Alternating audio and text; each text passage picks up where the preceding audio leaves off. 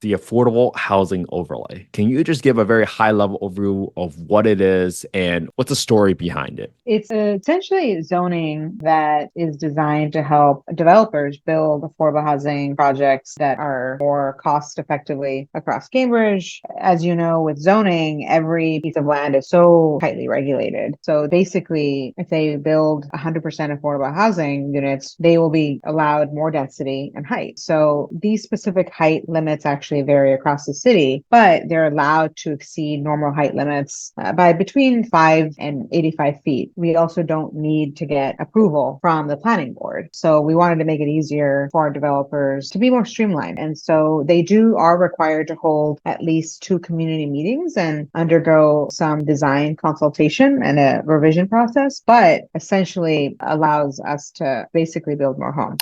Talking about the impact of affordable housing overlay. Is your team keeping track of how many units that you guys have spurred or inspired to get approved? What does that impact look like for your team today? For the city, right now, developers have proposed affordable housing projects totaling more than 700 rental units. Those are in process, and there's many more projects coming up. Making sure that we weren't requiring folks to go to the planning board is that we didn't want those multiple lawsuits you hear about, right? We didn't want that to delay, because we already know how hard it is to build affordable housing. Welcome to another episode of Affordable Housing and Real Estate Investing. Today, guys, I have such a gem and such a treat for all of you guys. Today, we have City Councillor Sumbul Siddiqui from one of the most famous cities in the entire world, Cambridge, Massachusetts, home to 2 of the most prestigious universities, including Harvard and MIT. And I am so glad she came on today because she has a tremendous background in affordable housing. The city of Cambridge has done something that's called the Affordable Housing Overlay, which is just absolutely transformational when you think about zoning and regulations and what is truly needed to solve this affordable housing crisis. So, Ms. City Councillor Sumbul Siddiqui, welcome to the show. How are you doing today? Hey, thank you so much for having me. It's an honor, honestly. You're doing such great work, so I'm happy to be here. The honor is all mine. So when I first talked to you, and since we scheduled a podcast, I've been thinking about this podcast for like weeks, and I said, oh my God, I can't wait for this conversation because I think you guys have gone through a tremendous amount of obstacles, I want to call that, just to kind of get the work and the progress to where it is today.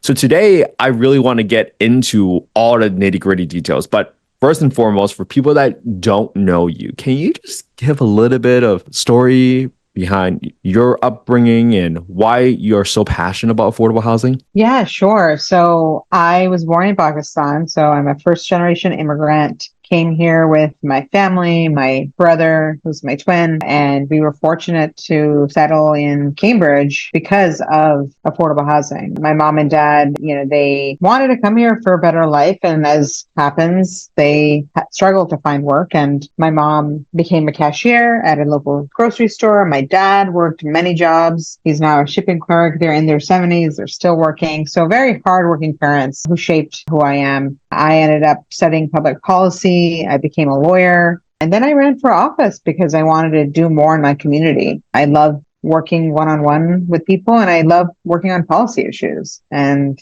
now 7 years later, I'm still here doing the work that I love. Wow, what a story. And maybe just kind of set the stage a little bit, right? What was life growing up in affordable housing, right? For your childhood and everything and what did that mean to you? I grew up for many years on the 2-story building, and I was on the 14th floor. So it was, for me, really fun. I didn't care about that it was such a huge, tall building. I loved being in community with other people, especially with people from around the world, right? It was everyone from anywhere from Ethiopia to Somalia to India to Pakistan. And so I really loved growing up in those buildings. And then we settled into more affordable housing, it was brand new construction as well. And so honestly, I didn't know that I lived in affordable housing until someone pointed it out. A girl I knew had come over and she said, "Oh, you live in the projects." And I said, "The what?" And then I realized, oh, okay, I guess it's affordable housing. And yeah, compared to of course, she had a single family home in a different part of the city. So for me, I didn't really get it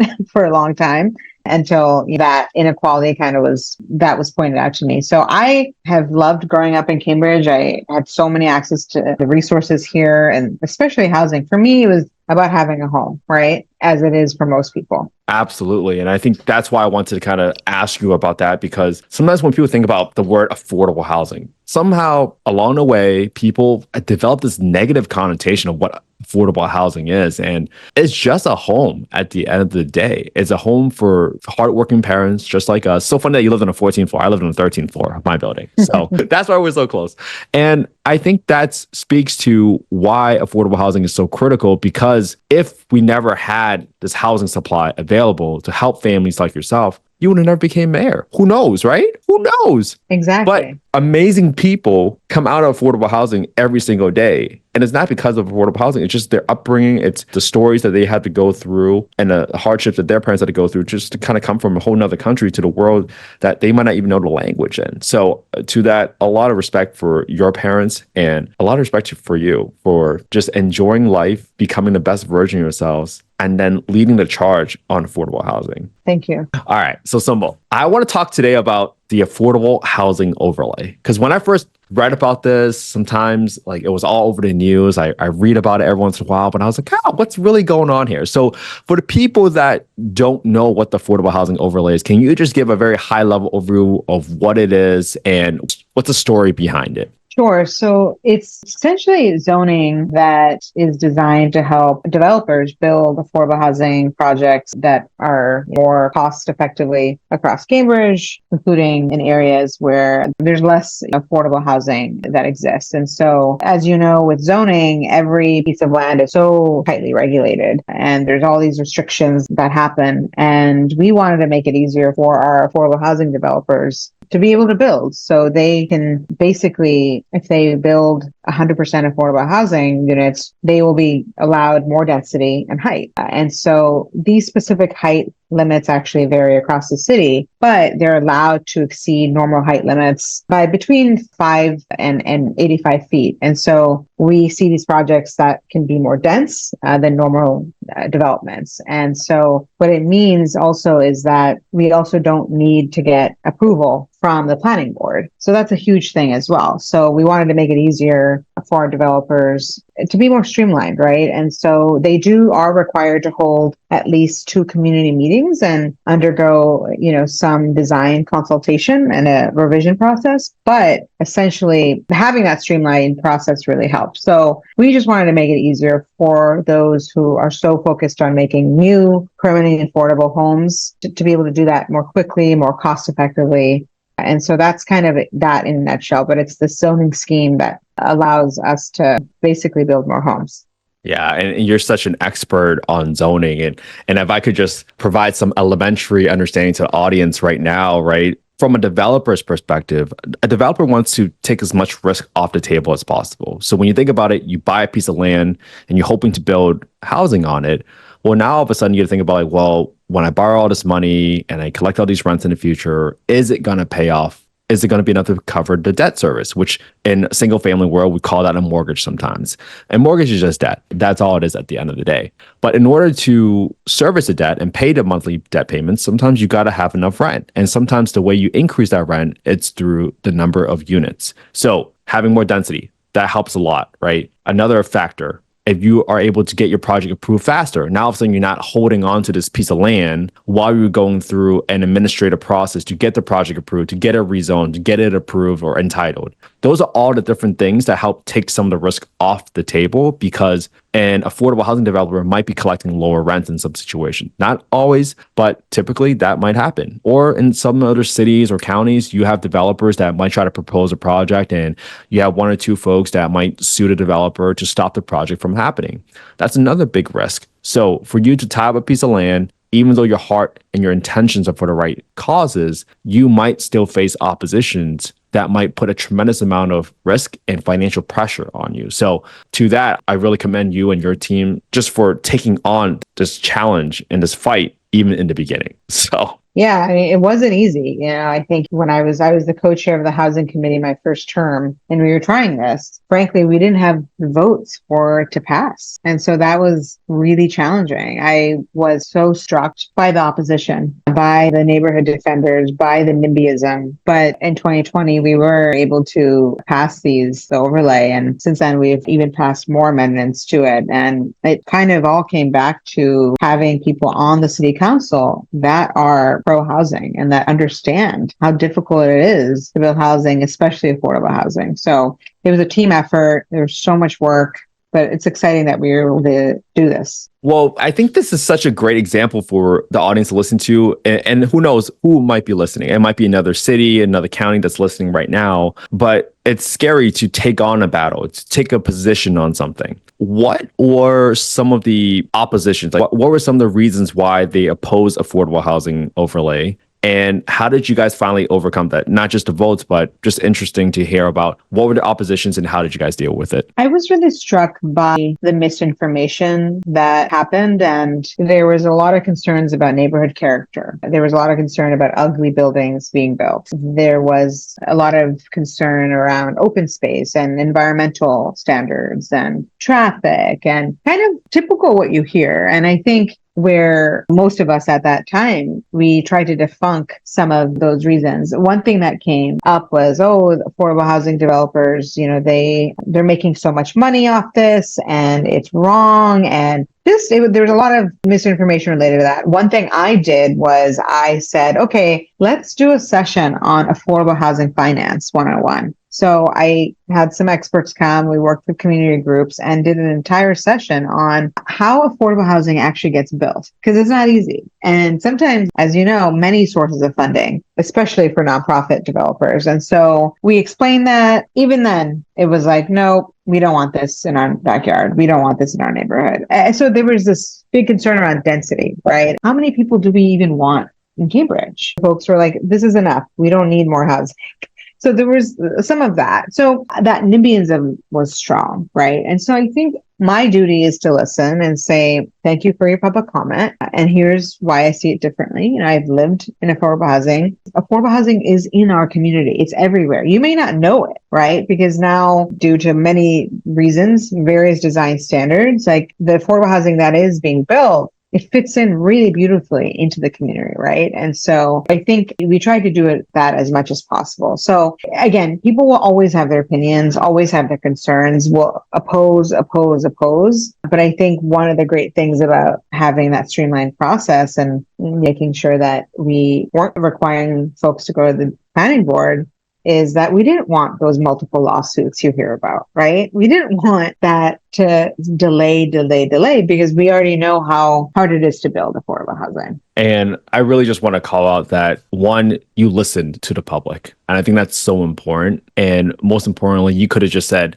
oh, I lived in affordable housing. Like, I know how important it is, blah, blah, blah, and just kind of put your foot down. But you didn't. You still tried to listen. And I really commend you on that, because I think for folks out there in other cities or counties that are looking to create more affordable housing, one is everybody says they want affordable housing, but not everybody really puts their energy and their resources and a team behind it like you guys did. So do you have any sort of like messages, like for someone that's thinking about it right now, what kind of advice do you have for them to, hey, if you're going to take on this battle, here's what you can expect, and here's some of the lessons that I learned along the way? I think it's really important to know who your colleagues are, right, on the city council. That's what it will come down to, right? So if you don't have a pro-housing majority, it's probably not going to happen, right? But you can still try, right? But I think going through the process, you want to see who kind of agrees in some ways on kind of what you're doing. And then community process is important. So setting up meetings in the community, listening, having staff and counselors go out and listen, take feedback, kind of explain, look, this is the affordable housing in the city. These are the projects that we're doing. And being open, right? So I think it's those two things. It's just communicating, really getting to the heart of any misinformation that exists, and really having a timeline, right? The timeline piece is really important. I think working on this was not something that was my idea, right? This was years in the making past councils thinking about it, talking about it. And then finally, there were enough people to say, you know what, let's do this. We're going to get a lot of criticism, but we're going to stick together. And sticking together is also important because it's become so political. So if you can avoid the political cycle, great, but do not be afraid of that. Use it to your advantage as well. Yeah, and I love how you're so transparent about that, because I'm definitely not naive to how things work in life. And sometimes just because it's on one person's agenda does not mean it's on other people's priorities. And it takes a lot of collaborative effort and open listening to even get to where you got to today. Now, in terms of today, talking about the impact of affordable housing overlay, is your team keeping track of how many units that you guys have spurred or inspired to get approved? What does that impact look like for your team today? Yeah, so for the city right now, developers have proposed affordable housing projects totaling more than 700 rental units. So those are in process, and there's many more projects coming up that are going in the process. So these are the ones that are they've been approved, and some are starting construction. And so that's huge. It's huge. Now, are these 700 units been, first of all, amazing, huge impact right then and there, 700 units, and made developers feel more comfortable to even come to the table to propose it. But that's in such a short period of time. Is this dating back to 2020 when it passed, or when did it officially pass? So since October 2020, we are now with the different projects that we've seen. There's one that's super large. It's about over 200 units, right? But all of this has come since we passed the rule changes in October 2020. So it's amazing. What we are noticing, though, is that many of the projects that are happening on land that a developer already owns, right? And so I think one of the things we wanted to do with the overlay was we wanted to spread it more around the city. We are seeing that more. Some of the projects that are now going through kind of the community meeting process, they're actually in Porter Square, if folks are familiar. And so that historically just does not have that much affordable housing. So we're seeing there's going to be more affordable housing in that area. So that is exciting. So that's a little down the line. I don't know how many rental units will come from that, but some of that's new, is TBD. But one project, for example, is 110 rental units. One is 46. One is 278, which is our main housing authority. And so we're, I think, really happy that the overlay has led to what we're seeing. And we, again, want to do what we can. That is so cool, first and foremost. And I cannot wait for people, other cities and counties that are listening right now, because now they can draw upon, this is not just a concept anymore. This is like, hey, let's look at Cambridge. Let's look at what the impact of what they have done so far. And when we talk about impact, right, first of all, I want to step back a little bit and just talk about what is even affordable housing, right? Because one of the biggest missions of this podcast is to debunk some of the myths. And some of the myths around affordable housing is like, oh, guns, drugs, drama, those people live there and they're going to cause all these issues. Can you even help us understand, like, hey, what does affordable even mean? And who are the types of families that are even living in these apartments that you guys have worked so hard to create additional supply for?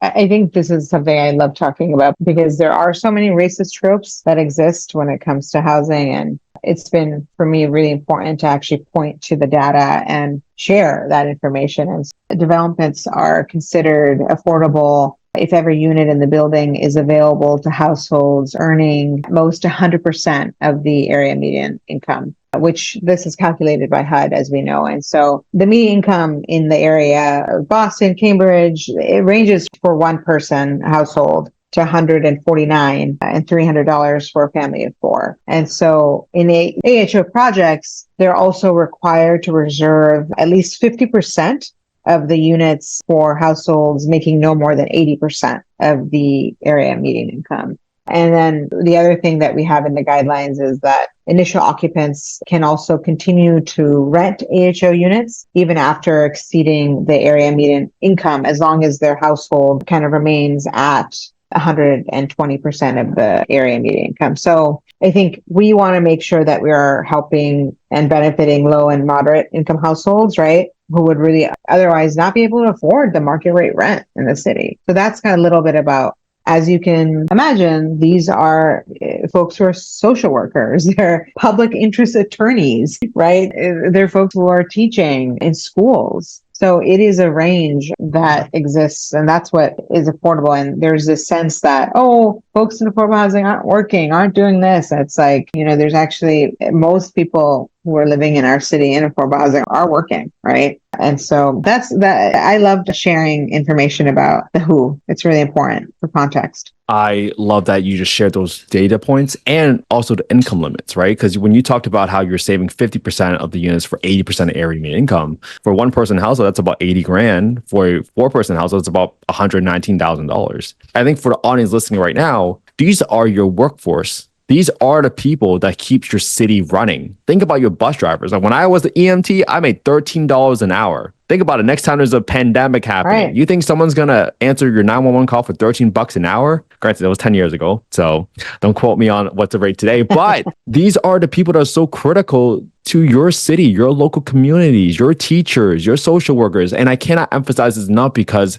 when I think about why I left my EMT job, it's just, wow, I couldn't afford to live in the city of Boston for $13 an hour. Right. Like, how on earth am I going to provide a better home for my family, right? I want to be a social worker, but how on earth am I going to make enough money to even pay rent? So who's helping the helpers? And I think that's really a message I want to drive home today is these are not those people that just sits around a stoop and does nothing all day. Are there exceptions to rules? Sure. But a majority of these folks are hardworking folks in the city. And I'm so glad someone is fighting for them like you are and looking out for them. So thank you. Thank you. First and foremost, because again, people like you, I would have never had the home I grew up in. And I'm just so grateful that I get to meet people like yourself to come on a podcast and that's not afraid of sharing the hardships that comes along with helping people, because they don't make it easy to help people. So true. So true. It's a fight. Absolutely is.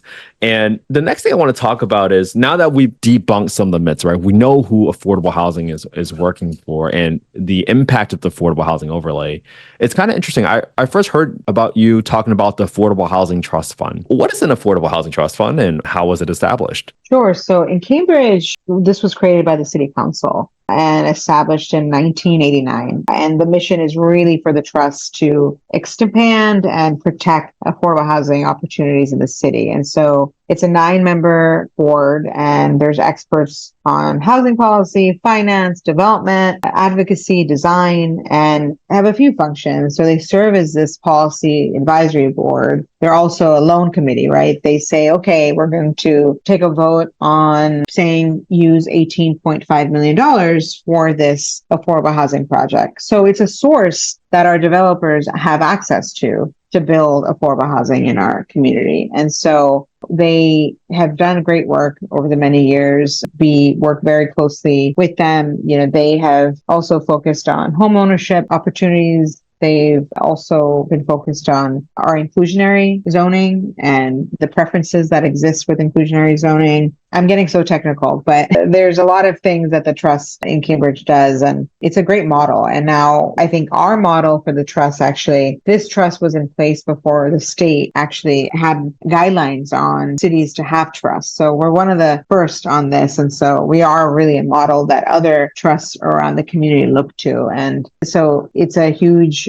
they have immense responsibility. And so we work very closely with them. That's really interesting. And for other cities and counties that are trying to fund an affordable housing trust fund, like, what have your city determined to be effective funding mechanisms for the pool of capital? How did you guys even fund it in the first place? So it's varied over the years, but essentially there's a few sources of funding. There's been our incentive zoning, right, that exists in the city. And so I can explain that, but I'll just go through the list first. So there's incentive zoning, there's the CPA funds that we have. Those are Community Preservation Act funds that we have. We have funds that have now recently come from our operating budget. So the City Council said, look, X% from our budget, we want to fund affordable housing in our city. So that has been a huge kind of shift, right, in the last 5 years. I think for 5 to 8 years that we had people on the council that said this is a priority, let's use the budget. And so that's been really important to us. Another thing that we did this council, and I'm proud because I've been a part of this council, is that we raised the linkage fee in Cambridge. It used to be $4, and now it's actually $33.34 per square foot. So I know I'm looking at your face and you're like, what? So that's very high, I'd say, compared to other places. But that has been a huge source of funds as well. So I'll stop there. Yeah, I mean, you just came up with 4 different ways. Right? Obviously, funds from your operating budget, that's a straightforward thing, but that puts tremendous amount of pressure on you as a city council to balance your budget. So that's not a easy feat by any means. So huge props to you. To go through the list that you just talked about, right? Because I really want other cities and counties listening to be inspired to come up with different ideas that they can bring back to their own communities. Can you define what linkage fees are? What is incentive zoning? Let's define that for folks. So we in the city, I think we've loved our development, right? We've loved our commercial development. And that's one way that we've been able to keep our, taxes low in a sense. And when you talk about our budget, we have a huge, huge budget, right? This last year was a $1 billion budget. Yeah. So essentially we're in this really unique spot as a city. So I do want to kind of give you that context that Cambridge is really unique, right? We get to do more because of kind of where we are and those anchor institutions, right? So essentially the linkage fee, we started that in 1998. And basically that hadn't been updated until a few of us, came on the council. But I want to make sure that I get you all the information and I'm saying all of it right. But basically we charge the linkage fee to commercial development. And so there's so much around the nexus. I don't want to get too technical. That's what I'm worried about. I'm not worried about you getting technical, to be honest with you, because it shows that you know what you're doing and it shows that it's not fluff. That's really important to the audience because sometimes folks might view about politicians as they just kind of beat around a bush, but you are actually talking about things that you guys are doing every single day in the city. So I think it's a tremendous amount of impact. So linkage fees can basically be assessed on all new non-residential development. So that ranges, but it's usually if there's a developer coming in and building labs, for example, right? So it's basically to really think about the need we have for affordable housing, right? And that gets exacerbated by when there's new growth in the city, there's more people wanting to live in your city. And so the fee basically is typically based on the, square footage of the building. And then, it gets dispersed into the fund and it's a great revenue source, right, for building affordable housing. It really depends on various issues, right, because it's all about the growth in your city, right? We've experienced tremendous growth. So this fee, though, was like $4.4 for a long time. And we had a more conservative council that said, we want as much development as possible. We want all the commercial tax revenue to help our budget. Let's not raise the fee. I think then there's a push to say, look, that's really low. We can be charging these folks way more. And so we have to do something called a nexus study. I won't get into that, but basically you have to do that to assess kind of the relationship between new commercial development and the need for affordable housing. And so you have to look at the new employment that's being generated. You have to look at kind of the occupations and income distribution of employees, the number of new lower income households who will need housing. So this study then allows us to then raise the amount and recommends the amount. So the city decided to do $33 recently. And I think it's high, right? I don't think each community will have to really think about and get a specialist to prepare that nexus study to then see what the fee could be. Well, I think I really love that you all strive to make an informed decision first and foremost, because you didn't just pull a number out of the air and say, this is it. You have balanced the number of job creation with a constraint. And that constraint is a finite resource called land, right? Because once they build a big giant lab or a big bioscience, like whatever it is that they build for commercial development, that land is no longer going to be available for affordable housing. So I really respect that you didn't just pull a number out of thin air. There was thought process behind it. you looked at the potential impact of commercial development, where the jobs are going to create, the income is going to spur, the economic growth that's going to happen for the city, not just from jobs, but also from property taxes. So I really, really commend you and your team on that, because it took a lot of thought and you guys took the time for it. Yeah, I mean, it's a very we're in a small city, but as you said, we attract biotech, we attract these big players. And so, but I did want to add this incentive zoning just applies to commercial developments of more than 30,000 square feet. So just really big ones only. And then we have a lot of those. So that's where we've been able to see more money come into the fund. Got it. So that's a really great, at least one lever that other folks in other cities or counties can potentially look at, right? It might not be applicable to every single city, right? If you don't have those companies coming into your city, coming after your workforce, but it's kind of the chicken and egg question. It's a balancing act, and it's something that the local city council has to kind of decide on their own.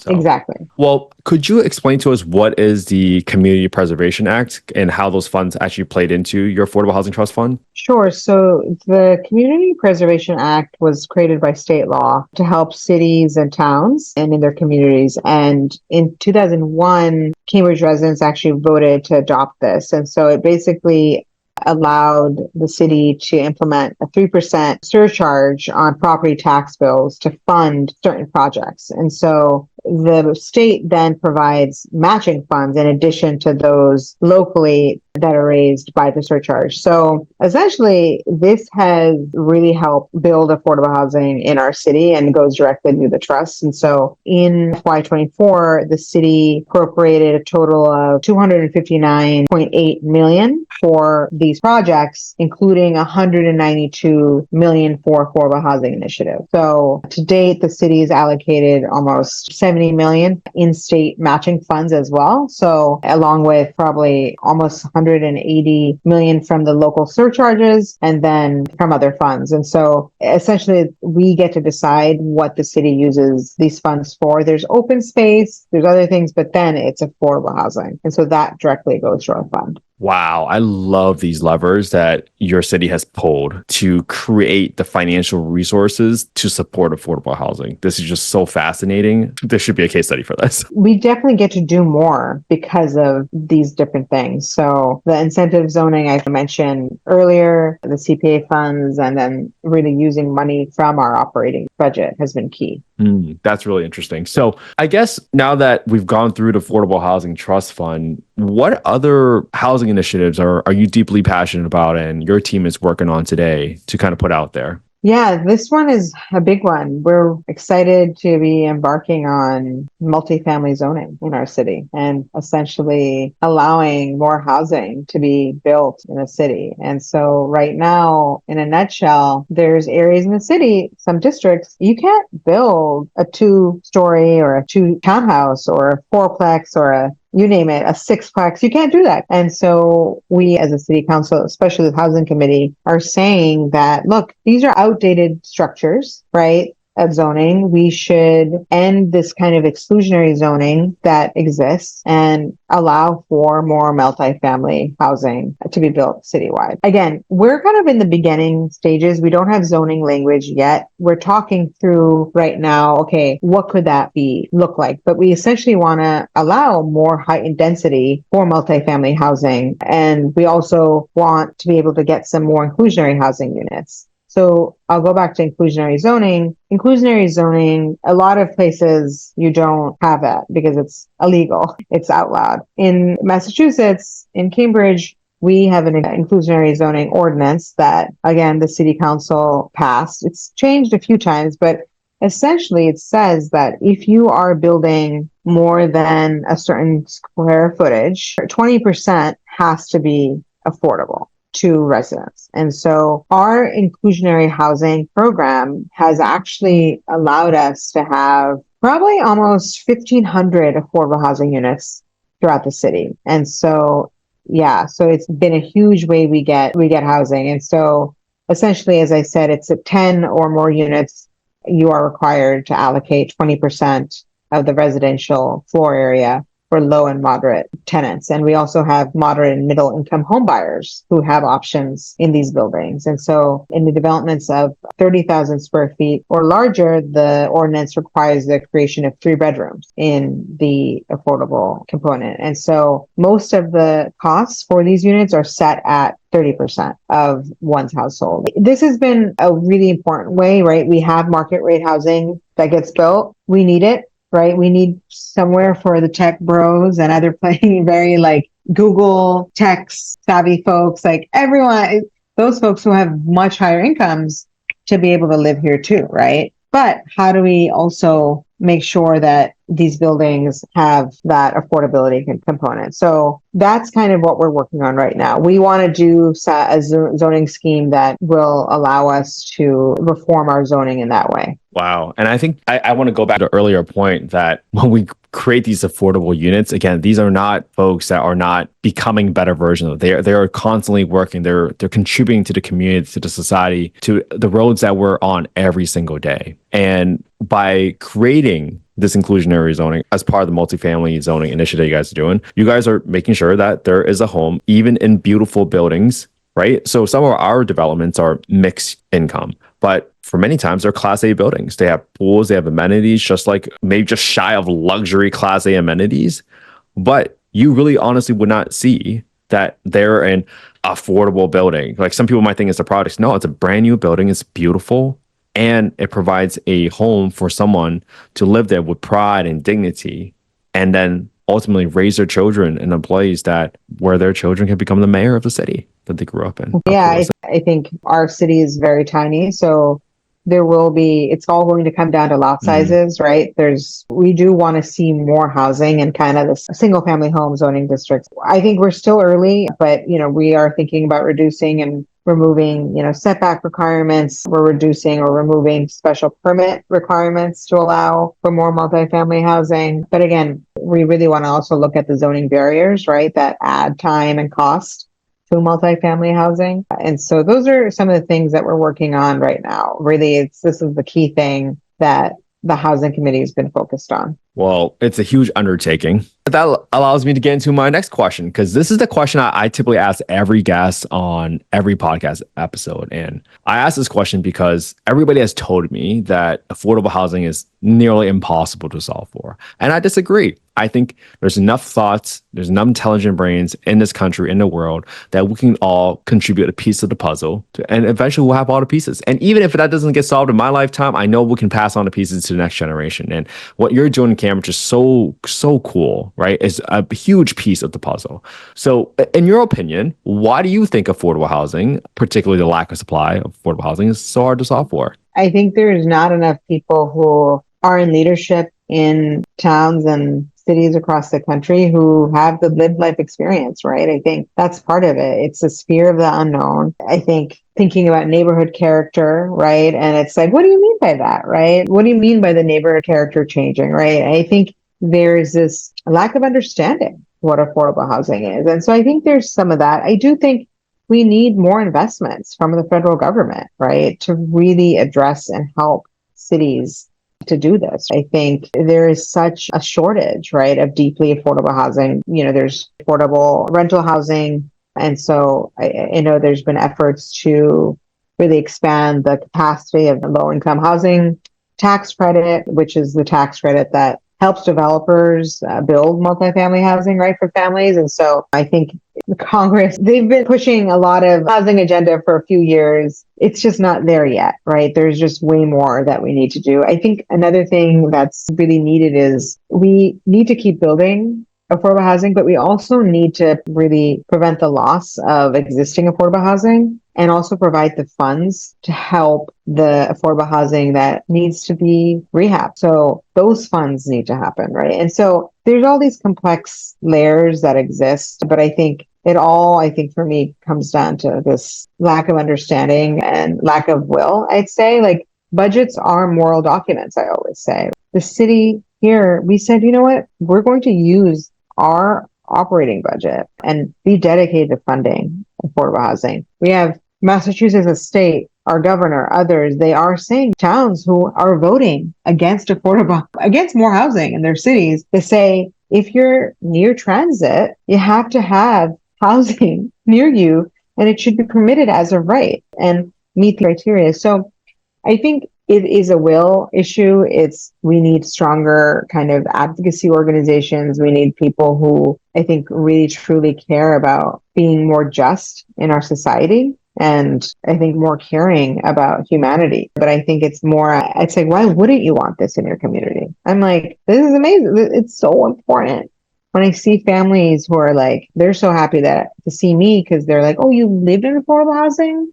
This is amazing. You are like an example of what our kids could do one day. And I'm like, exactly. Like, you have access to having a home, right? So I think it's difficult for a lot of reasons that come down to policy and choices and kind of really thinking about the why. No, thank you for sharing all of that. And thank you first and foremost for coming onto the podcast, because you talked about education. And today you helped educate the audience and the community on who are the folks that are living in affordable housing, quote unquote, where they're good, kind, hardworking people.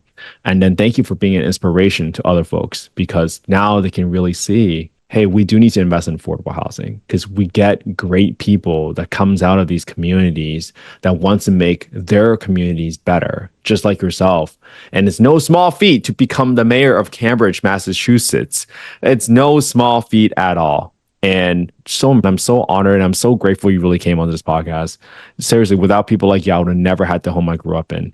And this is why we started a podcast, to bring on people to share their stories and share their fight, because it's not easy. But I think for others out there that want to do good, that want some impact with their time, their money, their energy, whatever it is, they can look to you as an example and say, okay, all right, this is not so scary, because I'm not by myself.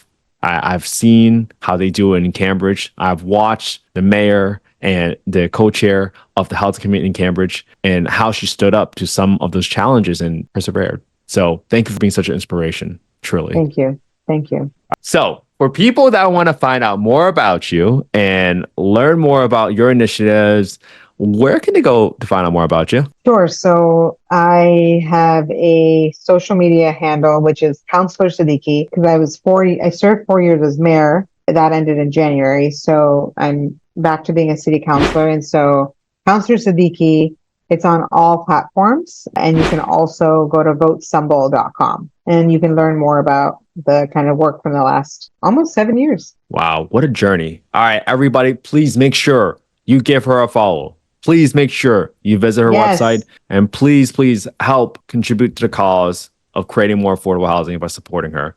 All right. I hope you all have an amazing day. We'll be back here again with the episode again next week. Have a good one, everybody. And we are out.